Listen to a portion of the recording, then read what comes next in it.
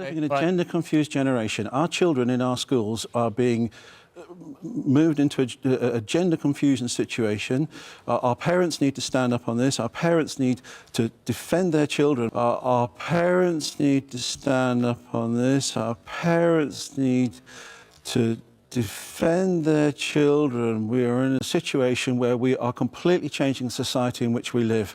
But we're not dealing with confusion. It's not just happening, David, that you can't stop it. That's just the world changing. No, it's being people are becoming driven. more accepting. But Dr. Gardner, can I just say, this truth, whatever you deem to be the truth or whatever, in today's world, this ain't going to change.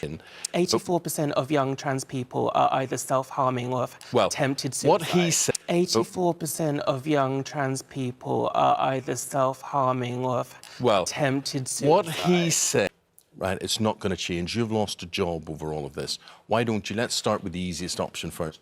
Why don't you just go, yeah, whatever, you mightn't believe it or not, but why don't you just tick a box and save your job? 84% of young trans people are either self-harming or have attempted suicide. What he said... Well, first of all, it would be dishonest for me to do that. I would be, and lying is sinful.